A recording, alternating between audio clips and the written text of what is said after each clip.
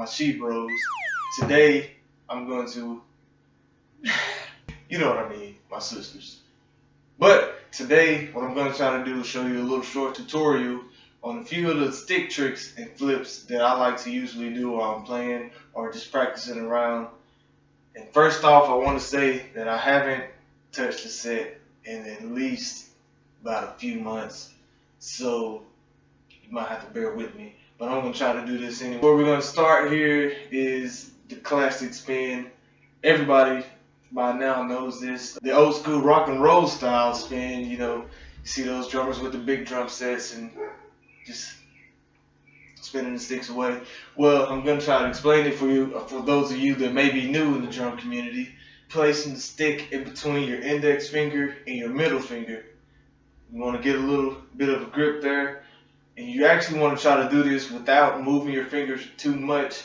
You don't want to really move your hand and all that, but you want to try to move your finger as little as possible. And what you're going to do is kind of let the stick fall, start the momentum. The butt of the stick is where all the weight is, the majority of the weight. What you're going to do from there is press inward with your index finger, and the stick pretty much rotates itself. So at that point, you just a little wiggle of the finger, and you have it. This stick spin also goes in reverse, so you can do it both ways. Go forward, back. You do it with both hands, forward, back. All right, moving on. Number 2 is what I like to call the fake flips. Alright, and there are a few of these actually, but if you pull them off right in the middle of the set, they actually look good, and most of the time you can't really even tell that you're not actually flipping or spinning the stick. So what I'm going to start with is a fairly easy one. You're going to have the stick, and then you want to bring your elbow up, and like you're going to reach for the floor tom or something, or a crash cymbal, china. You just want to slice like you're slicing through a loaf of bread backwards. And as you go across, you want to open up your hand and flip your palm up. And that's going to give the illusion that the stick is actually spinning in your hand. And if you do it fast enough, you know, you get the point. So you can also do that like on your way to any drum pretty much. You can do that, but it's an easy one. So like I'm going to hit the crash, and that'll look good. You can also do that one again, of course, both hands, crash cymbal, but you can also do it in reverse. So like if I'm coming from the floor tom, want to go back to the hi-hat or something, you know, that'd be easy, like back to my hi-hat. So that can go both ways. That's a pretty easy one. Another one, which is a little more difficult, but it's actually easy once you get the gist of how to use the weight of the stick in your advantage, is to spin it around the back of your thumb and back into your palm and catch it. So how this is going to look, I'm trying to do it slow, but that might not actually work. But you're just going to start from the bottom. Now we're here. That's what we're going to do. Start from the bottom, then kind of flip it up, and you're going to let go at about this point and bring your hand back down, and the stick should be there waiting for you, just like that. And that also can go with both hands pretty easily. So that's, you can't really, I don't know, the better you get at it, you can probably do it in most situations, like heading towards cymbals and things like that. But I usually try to do it with, like I'm riding the hi-hat or on the crash cymbal and playing the snare just like 2 and 4. So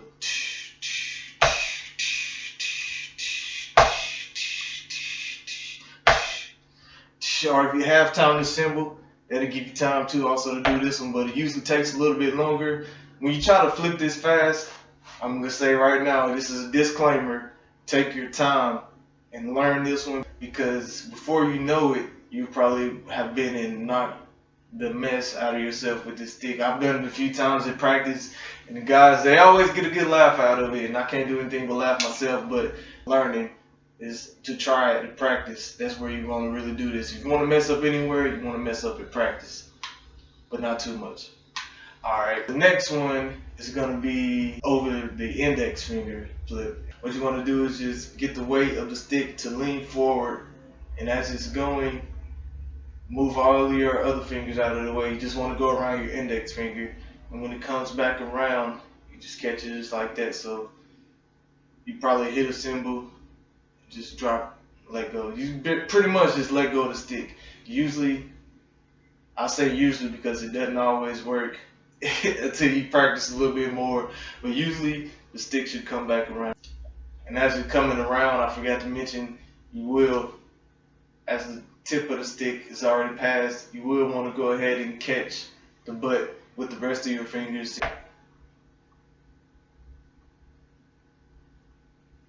So this one works better when you're going like for an upstroke or something. You know how the drummers do those real big movements or whatever. This one would work better and look better with something like that. When you're going all the way up, just drop the stick.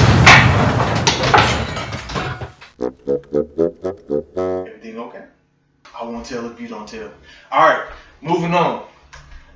This is where we get to the actual twirl, and pretty much the only one that I ever usually do. And it's just like probably the way you would twirl a baton or something, if you are familiar with any type of band or flag line, whatever they do. But what you want to do is, when you get ready to start the twirl, you want to put your ring finger and your pinky finger behind the stick, with your index finger and your middle finger on the other side of the stick, and your thumb on the same side as your ring finger. And what you want to do is push up with your ring finger and down with your middle finger. And at this time, the butt of the stick is where all the weight is, and it's going to pretty much carry itself around. So you're going to go down between the pinky finger and the ring finger, back between the ring finger and the middle finger, and then between the index finger and the middle finger. And that'll be the end of the spin. This one also, if you get better at it, you can do it continuously. Yeah.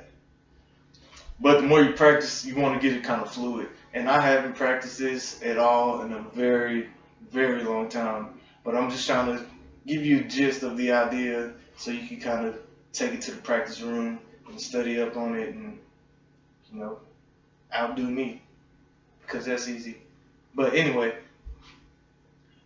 this one I usually only do if I'm like, again, playing the snare or something like on 2/4 or something where I have room, because I usually take my time on this, because if you try to hurry it up, rush it, sometimes you lose the stick and it'll be somewhere out in the crowd or somewhere bouncing off the top of your head, and you really don't want to do that in the middle of the show because it makes you look like an idiot.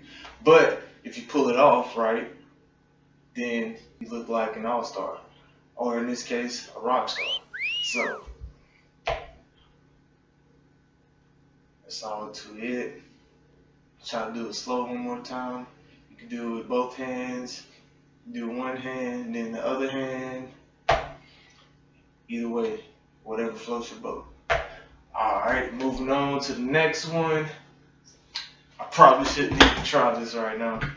I probably shouldn't. I just got this new laptop and I'm very nervous right now, but I'm going to try. I can't remember the name of the artist that I saw this from. It was actually on YouTube. I was doing some of my research, and I saw this guy that was doing multiple stick flips. I just cannot remember his name. I should have looked it up before I did this video. But one thing that stood out for me, which he did flips off the hi-hat, and I haven't even tried to do that yet. But one that stood out, and I haven't tried it necessarily like at a show or anything. I pulled it off in practice a couple of times, but nobody ever know except for my band. But it's the flip behind your back. So I mean, I'll come back to that. First, we're going to start with the basic flips, which you see all the time. People are hit off the snare or something, flip the stick, catch it. I dropped it, but hit off the snare, you know, flip the stick. I dropped it again, hit off the snare, and as you're rebounding off the snare, you want to kind of let the stick naturally go up a little bit off the rebound, because that's going to actually work in your advantage. But you don't want to let it go too much, but just kind of go to a certain extent where you can just do a little bit of flick with your index finger or your hand and get it the rest of the way. And this one also goes both ways, so it could go. That's what she said.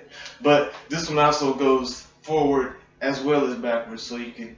It's a little bit harder to spin it forward, but let's see if I can do it.